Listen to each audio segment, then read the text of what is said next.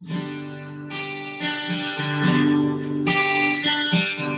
morning, Kitchener, Waterloo, and the rest of the world that might be listening online at soundeffect.ca. You're getting us locally. You're probably hearing us either Rogers Channel 946 or at 102.7 FM. Good morning, sunshine. I'm talking to you, Daryl. Oh, how's it going? How's everybody doing out there? I just thought I'd do, it was a little bit of a mess last week with the intro and everything, so let us know if everything's working today. So I just thought I'd bring us in live with the guitar. I wasn't really playing anything necessary except for G and C, which is what I usually do. I feel like even I could probably do that part because I know I have to tell you guys in the first, well, as we got closer and closer to the 8 o'clock time there, Daryl gets like super anxious. I'm sorry, Dave, but it's true. You're so anxious and you're so nervous. You have this crazy anticipation, anxiety. I don't need to laugh at you. I'm laughing with you. I blame it on being an introvert, but I don't know. Maybe I blame a bit too many things on being an introvert. It's kind of like, okay, now you're going to have to talk for the next hour, and you don't like to script very much, which I agree with. Yeah. Because then you're kind of... So you just look scripted. Or you sound scripted. You sound scripted. This is radio. Yeah. Although we went live last week, we decided against it. Why? So that you're the boss. Am I? Can we get that in writing? Some contract?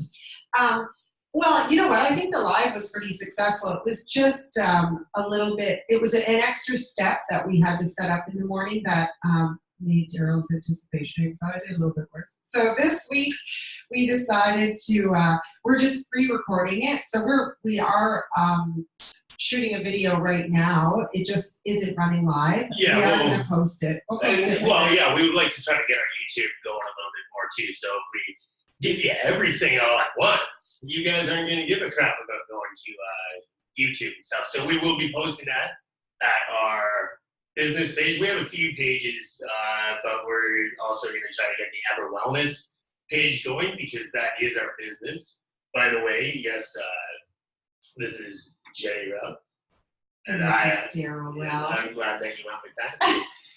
And yes, we are the owners of Ever Wellness, our business. It's an online business about, well, what are you talking about?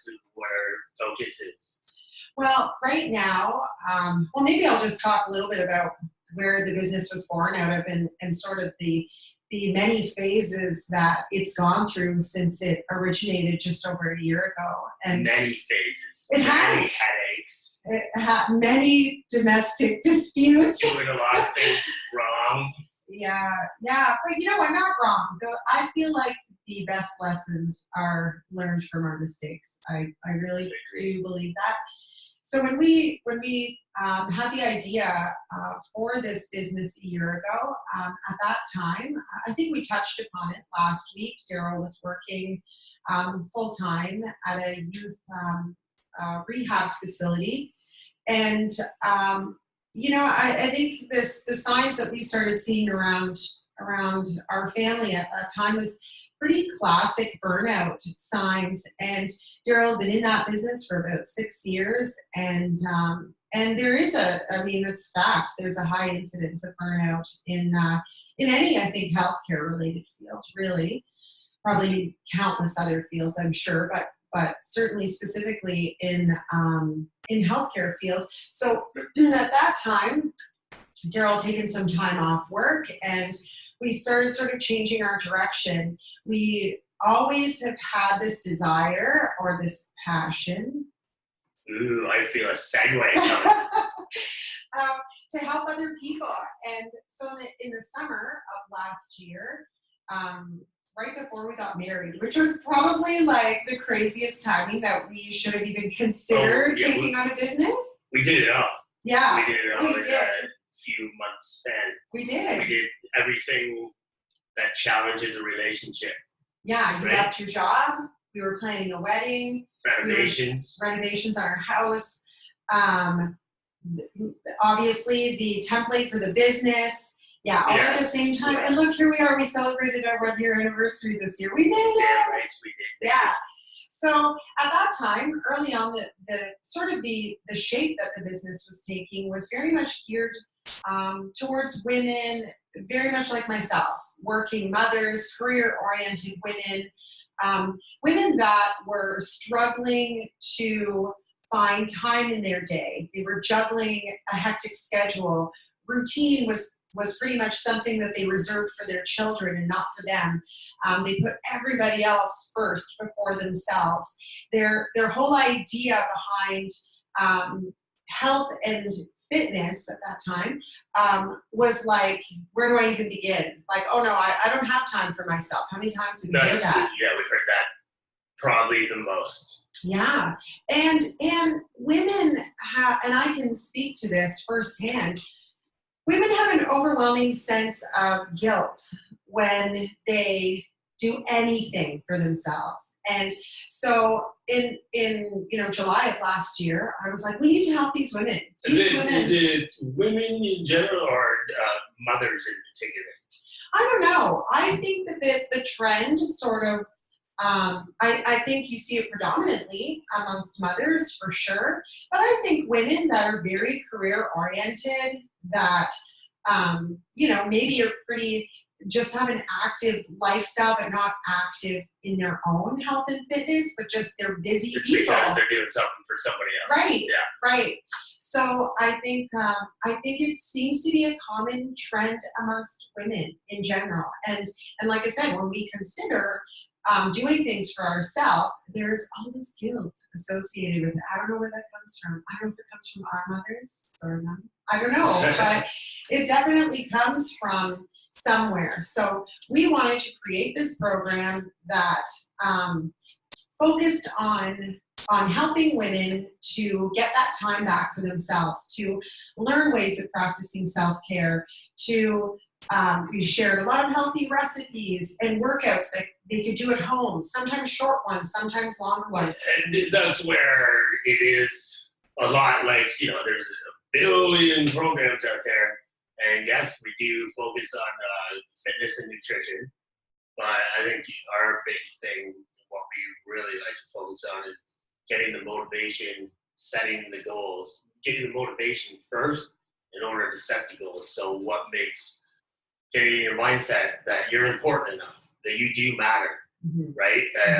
In order to get that motivation to move, to even take the next step to create a goal, that's for you. Right. Because when you're creating goals for you and it's then succeeding at those goals and achieving those goals, it doesn't always have to be about fitness and nutrition. I mean, a life is made up of many different goals.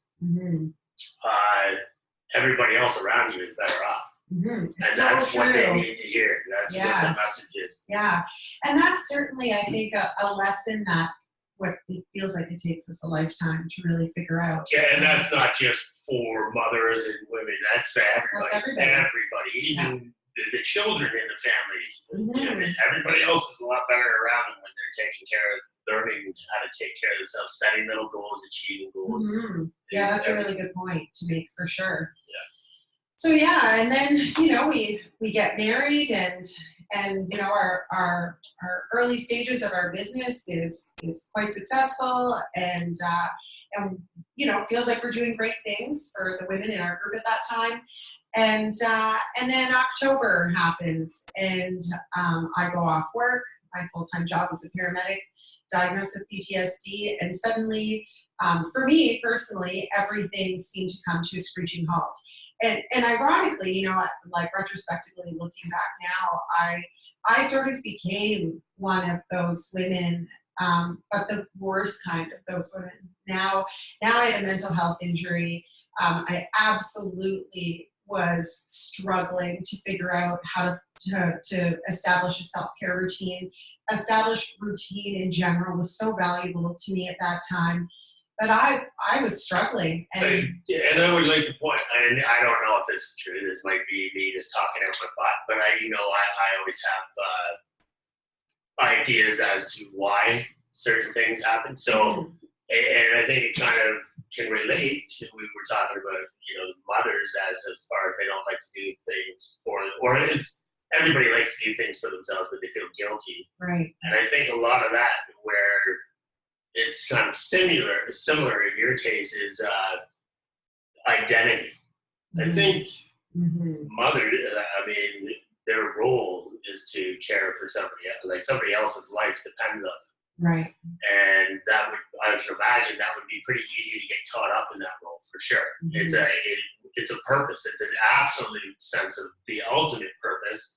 Waking up, and that's what you are. That's what you are. False. That's a part of what you are, and a very important part. But it's not. If that becomes your 100%, I believe people are in trouble. And it's not just particularly that. That's for everybody. If we become 100% in our mind of something, and our identity is all sucked up into that, that can all be taken away. That's a fragile way to live. That's a very fragile way to live. So absolutely. I think that's important. And that's where I kind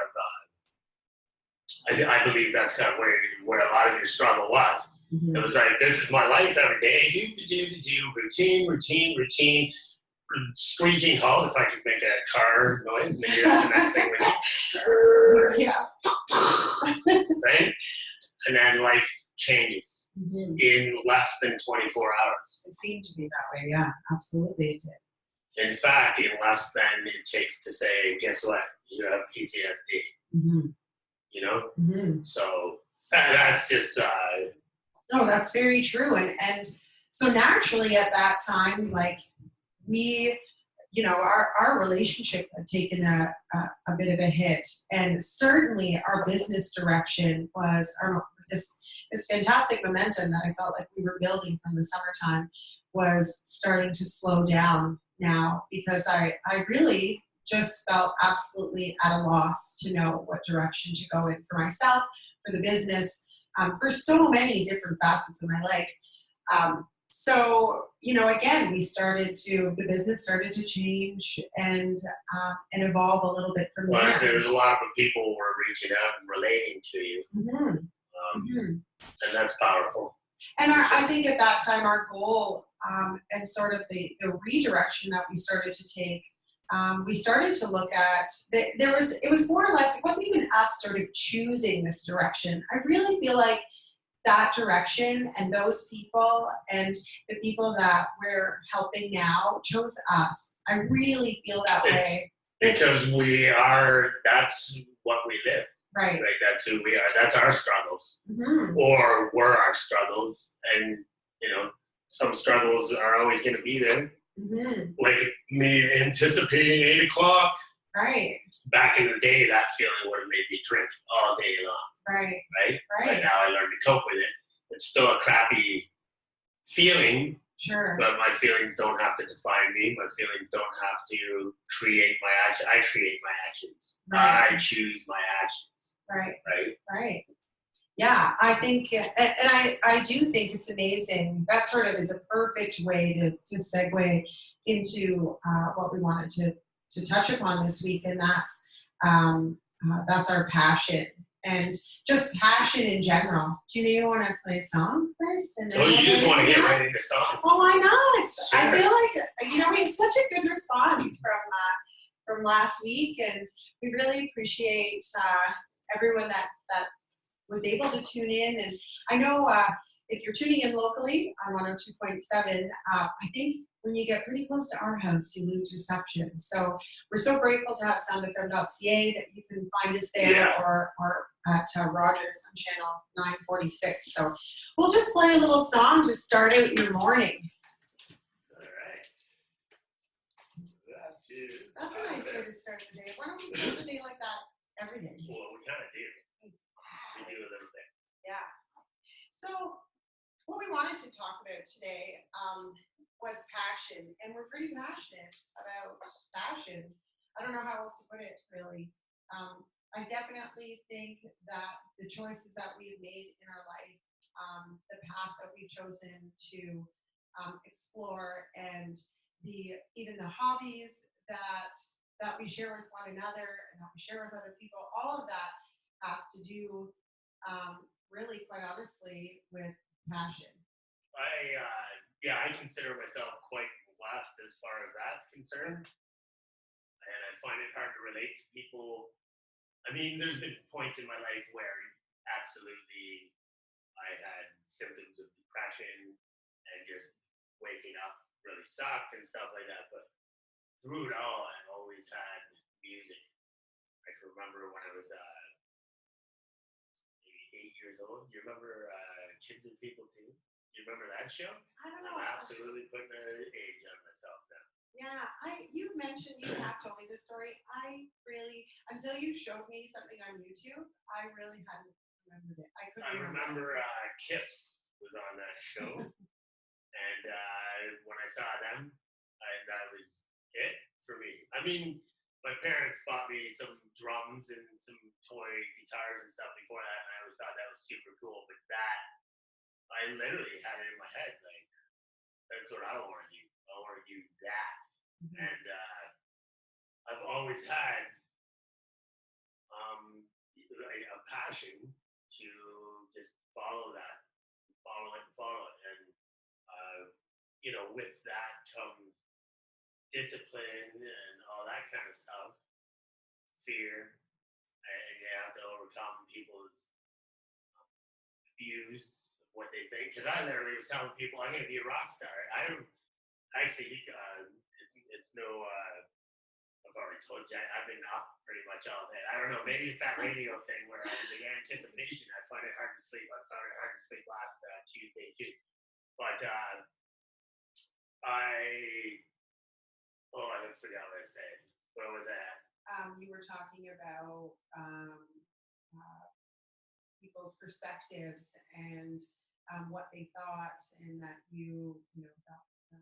Yeah, I lost it. But Okay. anyways, it was just about like, that's what it was. I was even, because I went into this thought about everything, and all the way back to my grade 7 drama teacher, which had nothing. Right. I never thought about him since probably grade 7. Yeah. But I remember a little test that they did, what career day, like here's your career, Yes. and then you pick your career, and then that computer back in the day, and it comes out with all the personality traits and kind of courses that you might want to take and stuff. And I remember I chose to be a rock star. The big thing that stuck out for me was you have to be able to get along with people. I don't know why that stuck in my head, because maybe, I have this weird thing where I think everybody hates me and stuff like that. Weird thing. Well, it's not a weird thing. I think just that's where your self-esteem has been for a long time, which is probably one of the major, if not major, contributors of your lifestyle during your 20s and 30s, for sure. And just as you've talked about those behaviors, maybe the actual actions associated with those behaviors have gone away. You're not drinking and using drugs anymore, but those behaviors. Oh, the behaviors will always be there. Yeah, so always that's be evident, a struggle for sure. for me. Yeah, exactly. And so where I was going with that was because no matter what, like even I told myself, voice in my head, like, hey, I don't think you're gonna be able to do that, or because look at that, and all the list of everything. So it's like, well, I can't do that, but the passion kept me just silencing those voices and silencing people saying, no, you're maybe not good enough here.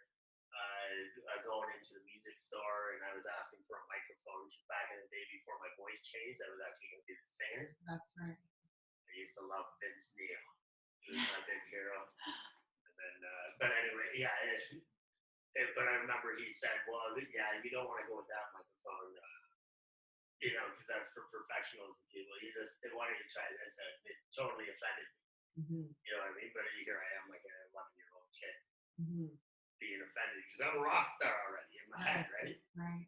Because I was passionate. We talked about where you feel your passion. It was a big question. Mm-hmm. And it literally, to this day, it's like an urge in my stomach. I can't walk past the drum set and not play. I can definitely attest to that. That's true. In the music store, whatever. Quite honestly, most things in our house, can become a drum kit, actually. It doesn't even have to be an actual drum set. And I see that in you. I saw that in you when we first started playing music together. Music for me was, and I mean, it's most certainly is a passion that I've explored, but really quite late You in my didn't life. know. No, And it's I can't comprehend that because the way you sing, like, how did you know? How did you not know that you have that hidden inside you? I have no idea. Honestly, like I know you've asked me that question before, and lots of people have asked me that question before, and I really do not have an answer for it. And um, yeah, I mean, it's not like I didn't love music growing up as a kid, but I never explored the possibility of being a musician as a kid. Um, I did take up guitar when I was pregnant with my second son, and I remember being like 8 months pregnant and walking up what felt to be 15 flights of stairs at the Long McQuaid in Stratford. It's probably not 15 flights, but as an 8.5 month pregnant woman, that's what it felt like. Carrying this big bulky guitar case and sitting in the chair with my guitar teacher, and I couldn't. Did I ever tell you that? I couldn't get my arms trying to around. figure out where you would put the guitar. I couldn't get my arms around the guitar anymore. I couldn't reach the front of it because it was so far out from my body because of my big pregnant tummy at that time.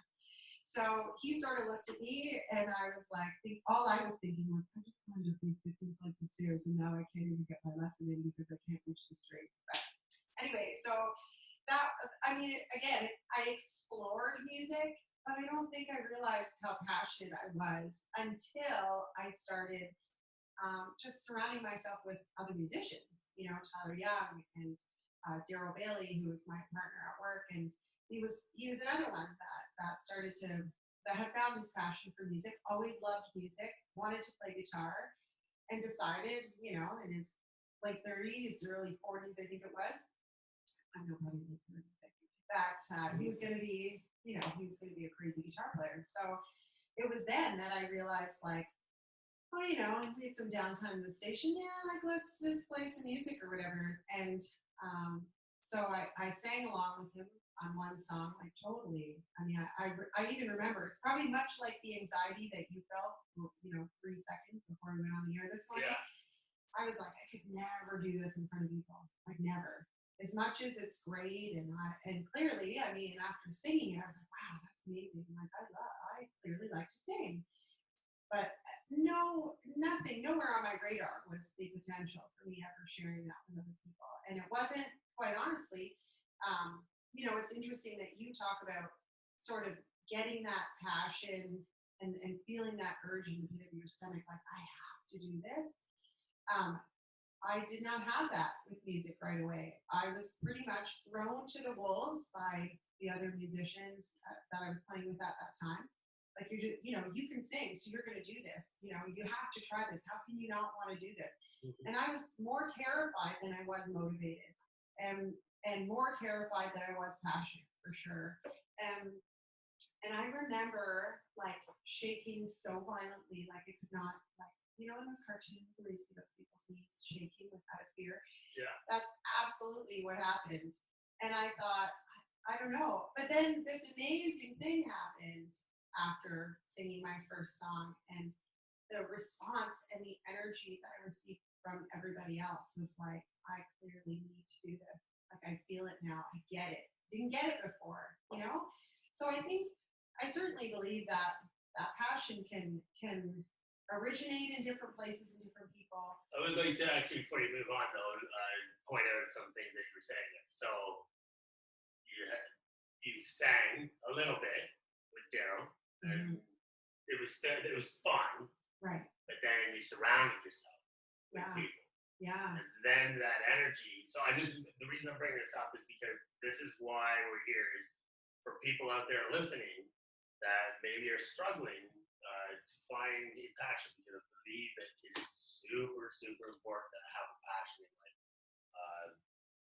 It helps add purpose to your day. It helps add purpose to your existence. I really don't understand the meaning of boredom. I really don't, because I can pick up a guitar at any time.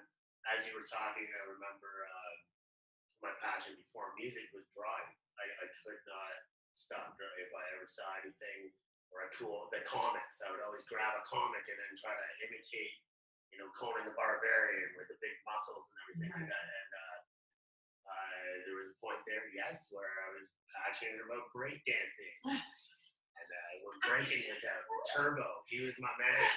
When he danced with that broom, but I had to learn the moonwalk and all that, right? But it was a bit, so in all those things, I guess drawing, well, yes, I did. I went and took lessons and I surrounded myself with the other kids and the teacher. But all I'm trying to say is, I'm going to ask a question right now, and if you can answer it within the first 3 seconds, be grateful. Be grateful, because chances are you know what you're passionate. If that's the question. What is your passion? Do you know what you're passionate? If not, then I highly recommend, like, for example, Daryl comes up to you and says, "Hey, Jenny, sing." And you're like, "No," because of fear, or because of fear. There's many different types of fears. Fears of rejection, fear of getting laughed at, embarrassment, or anything like that. What does that look like now? You missed out on all this amazing life because you simply cannot open up your mind and try new things. Last week I talked about trying out for a play.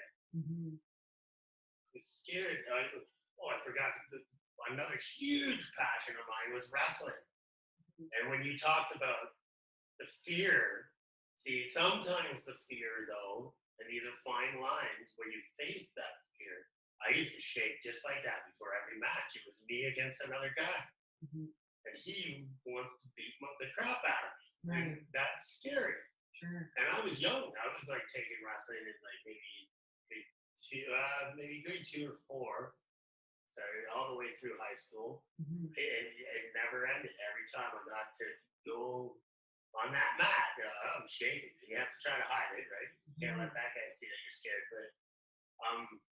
But that fear drove me. It was the first kid getting on stage and stuff. Now it's a different thing, but this radio show is that the same fear I had. The first gig and all that. But so we need to be open to trying new things, because you have no idea what you're good at. And that's another thing that I was thinking about last night was, do you always have to be good at what you're passionate at? And I would say the answer is no. It helps because when you're good at something, it's easy, and we all like easy, and therefore we want to do it more and more and more and more. That's why, phones and all this kind of stuff are a little bit toxic, because you press buttons and things happen for you. There's not a whole lot of work that needs to go into it. But it does. Passion does take discipline and consistency. But the fact that you're passionate about it makes it feel less like work. It's not like work. I wake up today because of what we're doing here at Ever Wellness and our music. These are my biggest sources of income right now. This is my work. And I have to remind myself of that work. It makes me feel guilty. Because that's interesting. It can't be. How can it be work? I like it. Exactly. I was brainwashed to punch in. And work, get paid while I work. And as soon as I punch out, I don't get paid it. This is a whole different beast. Music, Paul McCartney's still getting paid for Let It Be. Right. And you had mentioned that this week. Actually, you had said, I'm not sure if you came up with this or some other genius came up with it, but you had said, I wrote it down. This is a rip off from Gary Vee. That's who it was. Yes. He says it much better than me, but just basically when you're just sitting there and you're not at work and you're not doing anything, what are you thinking about? Do that. Exactly. And that punched me in the face, because that's great. It's not always. See, that's where you get into the fine line, and that's actually what inspired me to think you have to be good. Because a lot of people are also saying, and I agree to a certain extent, realize when you're not good at something and focus on the things that you are good at. Mm-hmm. I mean, that's a very gray area because Mm-hmm. I mean, some people, like you didn't know you were a good singer, but I mean, you're just naturally good, right? So there's not a whole lot of work. What they mean by that is sometimes it can kind of be almost a waste of time Mm-hmm. if you, and that's why it's good to have a team around you. So like if I'm Mm-hmm. going to be a musician, and that's what happened to me actually. I was singing, my voice started changing, Mm-hmm. right? And they were trying to be nice about it, but the fact is I was also telling the drummer, come on, man, like, no, it goes like this, it goes like this, it goes like this, and then more and Mm-hmm. more each week to the point where I was like, here, man, let me just show you. And I'm like pulling off some Metallica when I'm like, 12 years old and stuff. So Right. that's not my good buddy Johnny G, if you're listening. He was like, hey, Ralphie boy. That's what he called me, Ralphie. Hey, Ralphie. You know, yeah, you're a good singer. You can sing, don't get me wrong, which is a smart way to do it. Tell somebody a good thing. And then, Yes. well, what about drumming? You know what I mean? Like, why don't you pick up drumming? Your voice kind of change and stuff. And Mm-hmm. good advice, Johnny. I have a question though, just sort of as we're talking about this. It's interesting. I mean, we talked about last week your addiction and your alcoholism. Do you think that your addictive personality sort of supports your passion a little bit? Yeah, probably. Yeah, I mean, it's interesting when you think about as an 11-year-old kid, you are like so driven, so motivated. Like we have a 12-year-old kid, I love her. I'm not sure. Like I don't see that kind of drive. I don't see that kind of, and so I wonder if this addictive personality has probably been with you inherently since you were born. Yeah. Yeah. Yeah, I agree. And it's certainly allowed you like to focus like no other and to be motivated and inspired and driven. So how can somebody like you exactly find their passion? Right. I mean, I kind of mentioned maybe like being open-minded, but do you have any ideas? I think, like I said, I feel like it's sort of almost the opposite way. Like I feel like you found passion. You found passion in music, and you found passion as your music scope was so broad. It was singing, and then suddenly it was like getting that it was becoming drumming. It was becoming guitar. It was becoming even later in life. Well, I asked you the question, so I don't want to take over and have this. Well, all I was going to say was, I just feel like a lot of my passion has found me. I really do. I feel like, I mean, it's probably always been there, but whether I have sort of, I don't know, covered over it with other things. Well, that's a good tip there too. I've been doing it for years, but recently I've really focused on making sure I get my affirmations in the morning in. Mm-hmm. And I find this very, very important. And the reason I'm bringing it up is exactly what you just said. So maybe, what's an example? Like you singing again, or we're just going to go out full on? Or even look at the direction of our business. Say you're like, maybe I just want to try singing. Okay. Or maybe I want to. So in the morning, that's another thing, is just do these affirmations of like picture yourself. What's the ultimate goal of you singing? Like what would that be? So like say somebody says, I see it right away in my mind. Story of my life, I go to Madison Square Gardens, but that wouldn't be a normal person. Might be, like just in front of people in a little pub. Yeah. So that's your affirmation. Try that every day. Mm-hmm. Try that. Mm-hmm. I highly suggest trying that because by the end of the week, I bet you'll make some kind of connection where you're like, oh, it just found me. Mm-hmm. No, it's that affirmations work. Now that documentary, The Secret, is very good. My problem with it is it's always like, whoa, just ask for money, and it's not really about that. Like that's cool, yeah, that way we would all like money, but my take on it is when you're on a road trip and you're like, okay, we're gonna count the number of Tim Hortons that we pass now. All of a sudden, there's like a billion Tim Hortons. Right. Maybe Tim Hortons is a bad example because there's Because a there billion. is literally a billion. You don't notice the car that you drive until you drive that car. Now all of a sudden, everybody else is driving that car. It's you open up your mind. It's like your eyes are open. Right. To that receive, thing. yeah. Exactly. So now these people come into your life. Yeah. And that's how you. So that would be another tip. If you can't find your passion, find something that might be. If you couldn't answer what is your passion in 3 seconds, then start doing what might it be. What might it be? Do I want to pick up knitting? Do I want to pick up? I think what you mentioned there before, when you're sitting on your own, what are you thinking about?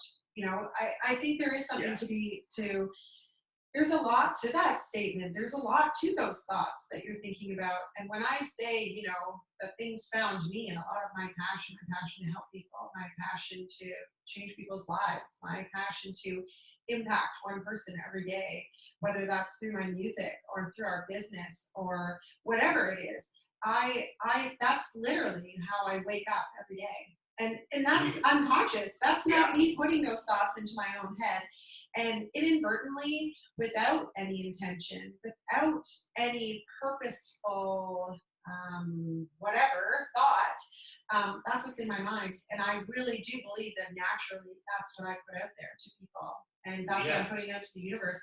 Those are my affirmations without actually intentionally applying those thoughts to those affirmations. And that falls back into it's just consistent without even trying to be. And that's how we would love for people to start working out, eating correctly. All these things can become second nature. It's just what you do. It's not, should I do it today? I have to do this today. And this is what I have to do. And this stuff adds years to your life. And it's not just existing, you're living. You're starting to live. It goes back, and we played one song, so we'll get into this is a good one, though, to play next. But, we just like to just quickly tell not my last passion, but so I get out of rehab. Everything was about music because that was the only thing that was keeping me alive at the time. But I wasn't making any money, and going working in a factory, for me, I know tons of people that work in factories and do great jobs and they're steady, and it doesn't work for me, being repetitive and stuff like that. Just killed my soul. It was like literally 5 minutes would pass, and I felt like, okay, it's 5 hours. Must be 5 minutes, sucking my soul. So I was finding ways not to go into work. I found this factory job, and music wasn't paying the bills. I ultimately got fired from that job, and I couldn't blame it on being drunk. So I was kind of, things were hitting the fan. Not allowed to swear, but things were hitting the fan. I was a little bit, and literally I asked myself, okay, my passion is music. It's not paying the bills. I don't know what to do. Wait a second. All I think about is how to stay sober. All I do is talk to people about being sober. Wait a second. People are contacting me about how to stay sober. I don't know the EX equals MC squared reason how to stay sober because everybody's different. But I do know what it takes. I do know certain equations, and I do know, and I was pretty good at being, if you ever ask me for a question, you can expect that I'm going to give you a little bit of tough love because I don't, beating around the bush doesn't help anybody. If I'm just always going to hug you and say, you're great, when I can obviously see that you're doing something that's not wise for you, I'm going to tell you. And I was pretty good at that. That's what people respected out of me. So I realized, wait a second, this is a huge passion. This is all I think about. I think about music, and I think about sobriety and recovery. And that's what I think about. And that's what I talk about. And that's what I love. Yeah. When I wake up at 5 o'clock in the morning, I'm ready to take on the day of recovery. And I live because this is crazy. I used to wake up and just wish I didn't wake up. And now I'm just like, it's like Christmas every day. So that I decided that was a huge passion, and here I am today doing this, and I just know it's going to be successful. The amazing people that that have come into our lives as a result of this passion. Absolutely important fact, because I didn't go back to school and I started the ball rolling. Yeah. And now I have a team of support wherever I go, right? And it's always changing, and it's always going, because I'm always changing. You're always changing. You're going to be in my life forever because you're my wife, right? Yeah. But I think too, I think, to say that your passion is, the only word I can think of is stagnant, meaning that it stays still. I think that's absolutely false. I think to say, like I say, look at, your one passion that draws you towards music. Look where that's taken you now, just because you kept feeding it, right? You kept feeding that passion. And then, you go into this direction of wanting to help people in recovery. Look at the amount of people that we have met in the last year that are literally on the same path as us, wanting to help people. And not only have they consulted us, but they've invited us to help them and talk to other people through them. Laura Thomas is doing an amazing summit, mental health summit right now. Again, like a very influential woman, speaking to, how many different speakers does she have on this online summit so right now? let's, I want to make sure people out there, it started this week, so you missed the first 2 days. It's Wednesday today, so it's going all week till Friday, so you can still get in on it today. I will post the link. You can get in touch with her. She doesn't have a website up quite yet, but Laura Thomas on Facebook. What you can do is go to Ever Wellness, our page, and I'll post the link. It gives a little bit of a rundown on who she is and what she's doing, and then it will also give you a link to opt in, and then you can get start today. It starts it's on now. It started at 8. It goes from 8 till 8, and it's an all online summit. It's called her business is called Focus Fix Fit, and the name of the summit is Living Beyond the Label, I believe. Sorry, Laura, if I screwed that up. I just don't have that in front of me. I think it's Living Beyond the Label. So what she did is she talked to the experts, right? Because they did, Living Beyond the Label. She picks 5 experts every day for 5 days. So it's 25 experts she's talked to. Your good friend Natalie Harris was one. Terrence Coscar as well. Yeah, Terrence. Yeah, good old Terrence. He hasn't.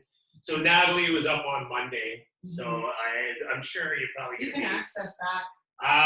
No, I don't know how to do that yet, but I think she's probably going to release them later on. Yeah. But Terrence is still coming up. But I mean, all the other people that I haven't even heard of were great too. Yeah. So it's just people who have overcome. Laura herself has PTSD, much like yourself, and so she just has a passion now to help people thrive in life, right? Much like we do. Yeah. Amazing. So go to Ever Wellness page. I'll post it there after the show, and you can opt in and see today's and moving forward till Friday. Everybody's on. Awesome. We've been talking passion today, 102.7 FM, the Kitchener-Waterloo area, soundfm.ca if you're listening at home, and Rogers Channel 946 if you're on the couch. Oh, you're just flowing that, eh? You're flowing that. You have the job for that. Yeah. So we have 8 more minutes, it looks like, here. I do want to get in that we are launching a program. If anybody's interested, again, I'll put that link. It's all over Facebook, but I'll put it on our Ever Wellness page. It's for females. Sorry, guys. But guys, if you are interested, contact us as well. And this is a program we're launching, but we take on clients all the time. If we can help you, we're not going to turn you away, put it that way. But on January 8th is a 12-week program, New Year's, what do we call it? Lifestyle transformation. That's what it is. Lifestyle transformation challenge. It goes for 12 weeks. Sign up before, well, you only have about 3 days left to go to 15. Yeah. And save yourself $100. And also, we're going to be doing something if you bring a friend, which is probably a bit wiser too, because then you have that support, right? And you have the accountability. So what it is, we are running a 12-week program, and it's all going to be about different themes, starting off with creating goals. And it will, as that 12 weeks runs, by the time that's over, you will have a great workout plan, nutrition plan, goals set, and you'll already have succeeded at some of those goals. And I'm sure you'll see some body composition changed in that much time as well, too. Certainly. I think the primary reason that we created this program, it's sort of, without you actually knowing it, it's sort of, it's all encompassing around behavior change. And in order for us to successfully create a healthier lifestyle, we have to change our thinking. We have to change our perspective. And that's why the goals are so important. That's why establishing routine is so important.